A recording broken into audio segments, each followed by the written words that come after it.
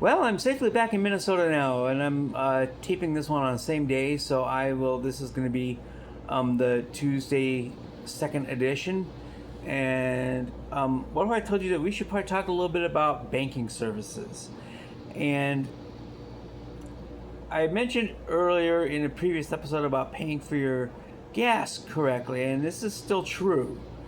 And I believe that there is definitely a place for using either the Uber Pro card or using the DoorDash, or the Crimson card. And while there's definitely benefits to those programs, and I believe that being able to get your money immediately for use on a card is a very good thing. I will also add that there's also needs to be a place for traditional banking services if you're a dasher. And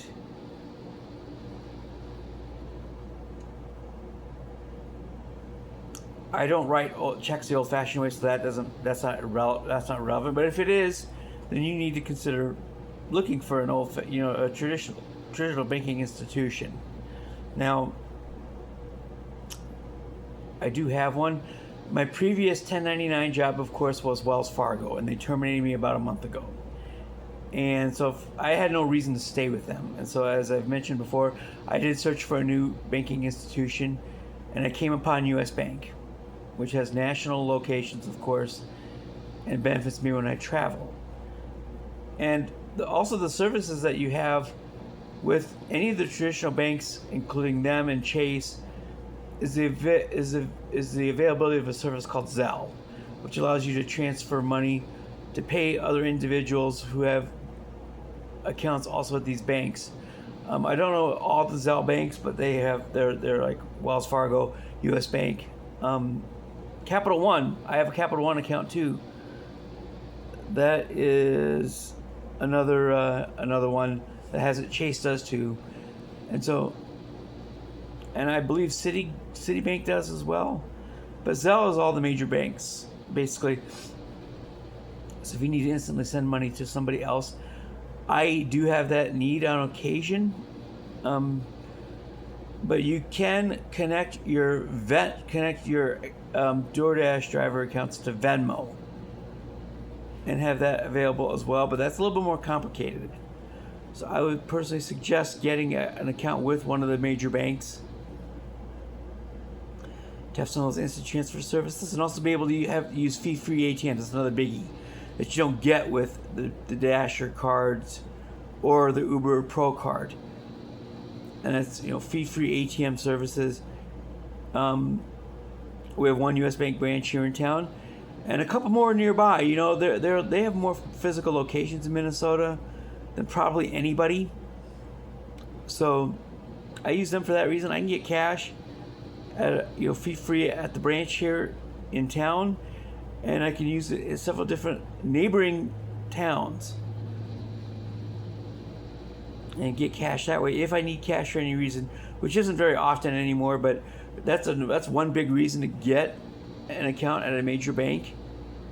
And so again, I chose U.S. Bank because they have a very nice, relatively speaking, it's not a great savings rate, but it's not an insult either at the same time. It's 1% in my case.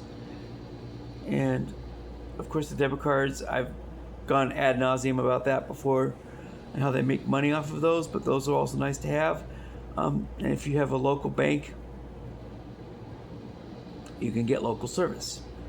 Should it ever come up that I need a cashier's check or a money order, I can go there, go into the branch in town and get one of those. You can't do that with a Crimson card or a Uber Pro card. Those are services that you can't get, and you can get them. I can get them at U.S. Bank for a reduced fee. It's not free, but it's reduced.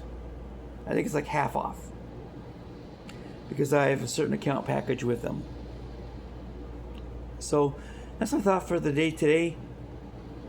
You really need to consider getting a local or at least a national bank account if you are a dasher. It also makes it easier to do things like pay rent. because I can use the local debit card and getting it linked up with my rental platform. It's a lot easier than the Crimson or the Pro card is. And they also charge a lower fee for those when paying my rent with that. It's like $2.99 as opposed to if I had the Dasher card or the Pro card. They insist on doing it with a credit card. Again, that subject once again, that would cost me $9.99 per payment. So I save a few bucks every time too, linking that up to my debit card at US Bank. So it's cheaper to use those cards. You can get better service. So again, my encouragement to you is to go to the large bank located closest to you, or even go online like I did. I signed up at usbank.com. Get your accounts that way, and check out the rates there. Do your shopping, check out interest rates and things like that. So that's my advice. That's my little hot tip for the day. Don't rely entirely on your Crimson or Uber Pro card for financial needs. You want to go to an established bank, because in the long run it can be cheaper. And you get more personalized, localized service if you pick one that's in your town. Anyhow, that's it for now. I will also say that I'm going to find out very shortly with my recent card claim for the rental car snafu that I had at the Denver airport. I have a claim in.